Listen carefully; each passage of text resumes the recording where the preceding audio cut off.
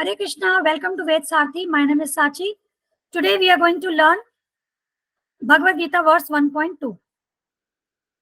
Sanjay Uvacha Drishtva tu Pandavanikam Vyudham Duryodhanastada Acharyam Upsangamya Raja Vachanam Abravit. Right? The way we learned in, Bhagavad Gita 1.1. Kim Akurvat Sanjaya. Akurvat, past tense. What did my sons and the sons of Pandu do on the battlefield of Kurukshetra? So, past tense, akurvat. So, here also, now Vachanam abravit. Don't read it like this, Vachanam bravit. No, it is not like this. It is Vachanam abravit. Okay? So, Sanjay Uvacha, Sanjay said, Drishtva, after seeing, but Pandava Anikam, the soldiers of the Pandavas, Vyudham, arranged in a military phalanx. Duryodhana, King Duryodhan, Tada, at that time, Acharyam, the teacher, Upsangamya, approaching, Raja, the king, Vachanam, words, Abravit, spoke. Now the translation.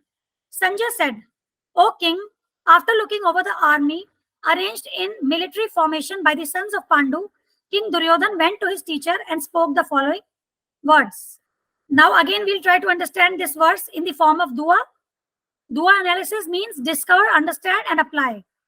Discover what is the information, the knowledge that you have discovered in that verse, and understand what is your understanding of that specific knowledge and how you would apply in your life. So we are going to break these verses in various segments and try to discover, understand and apply. All right.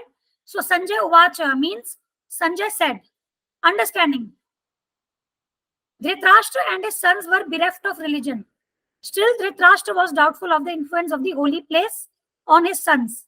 Sanjay could understand the feelings of his master that he wanted fight and not compromise. Dhritarashtra was blind by birth, but unfortunately he was blind with respect to religion perspective also.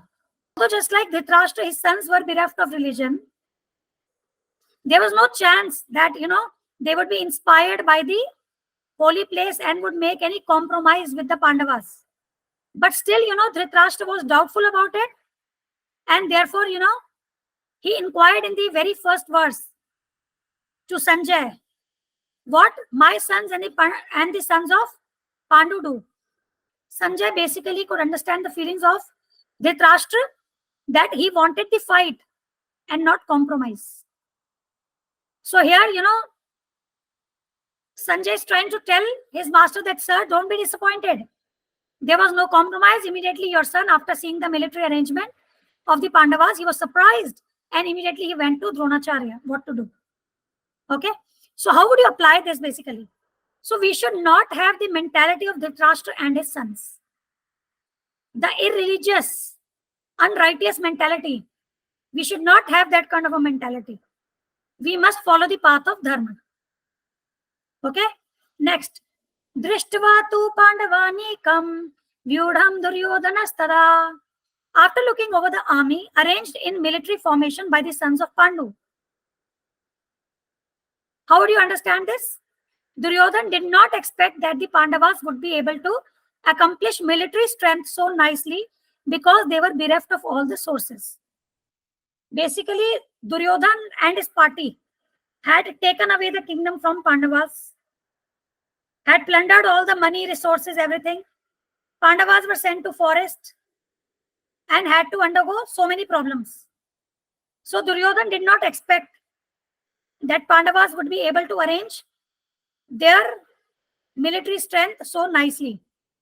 But foolish Duryodhan did not know that above all, there was Krishna on the Pandavas side that he could not calculate. This is showing demoniac, Asuri nature of Duryodhan. Asuri people, demoniac people are always envious of Krishna and Krishna Bhakt. And they deny the supremacy of Krishna. They think themselves as the proprietor and enjoyer of everything. So how would you apply this understanding? The application is that we should accept the supremacy of Krishna. We should surrender to a bona fide spiritual master and understand the instruction of Lord Krishna and apply in our lives. And we should never be envious of Krishna and Krishna Bhakt. Next, Acharyam Upsangamya, King Duryodhan went to his teacher. When Duryodhan saw the Pandavas are well equipped with good number of soldiers, he was little surprised.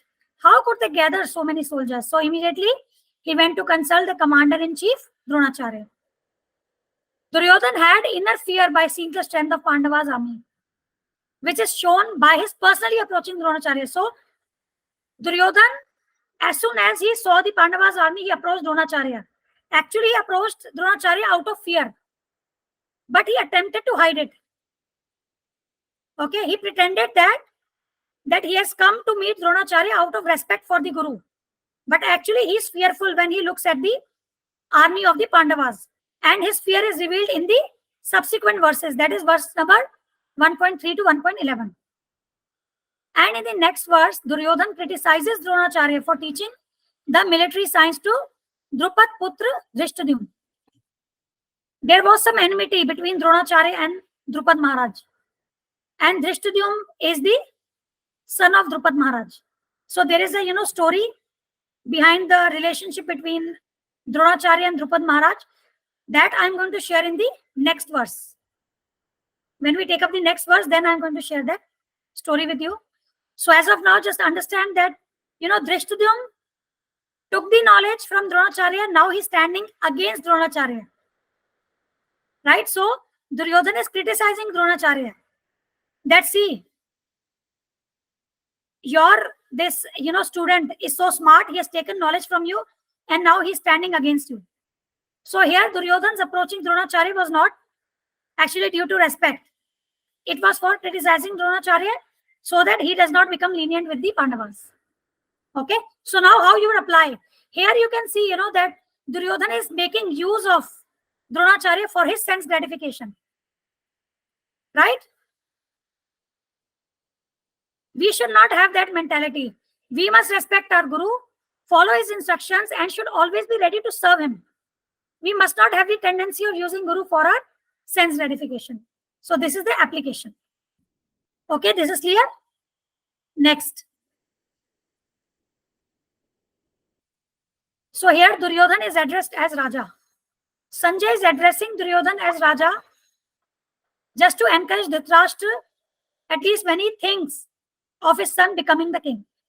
Although at the end, Sanjay informs differently to Dhritarashtra that Yatra Yogeshwarah Krishno, Yatra Partho Dhanurdharaha, Tatra Shir Vijayo Bhutir, Dhruva Nitihi Matihi Mama.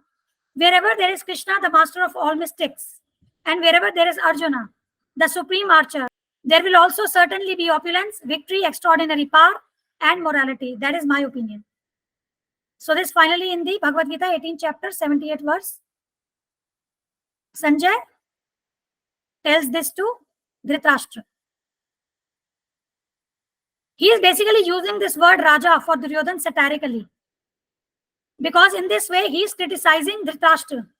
Now look at the second point. Sanjay addressed Duryodhana as Raja to criticize Dhritarashtra and make him realize that although Dhritarashtra is the king, but he has no control on misdeeds of his son, who thinks of himself as Raja and is taking independent decisions. So this Raja Duryodhana specifically is addressing Duryodhana as Raja to criticize Dhritarashtra that his son is not in his control. Although Dhritarashtra is the king, but he is unable to control his son, who is acting like a king, who is thinking that he is a king and taking independent decisions.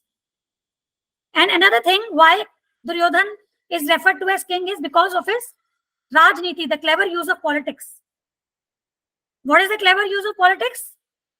The act of hiding his fear and pretending that he is approaching Guru out of respect. So this basically shows his clever use of politics, which is known as Rajniti. And because of this, he has been referred to as Raja. Okay. Now, how you would apply this? We should not be like Dhritarashtra. Like parents must not approve their children's deeds blindly out of attachment. Rather, they must guide them at every step of their life on the path of dharma or righteousness. And next, we must always walk on the path of dharma. That is the victory of our existence. Basically, the purpose of our existence is to follow the principles of dharma as given by the Supreme Lord. And then only we will be victorious in our life. Hope it is clear. If you have any questions, you can always write a comment or write a message on WhatsApp. We are providing the WhatsApp number in the description of the video. Next, we are going to learn the verses 1.3 to 1.6. Thank you. Hare Krishna. These series of videos are dedicated to our Guru Maharaj, His Divine Grace A.C. Bhaktivedanta Swami Thakur, Srila Prabhupada. Srila Prabhupada ki Jai.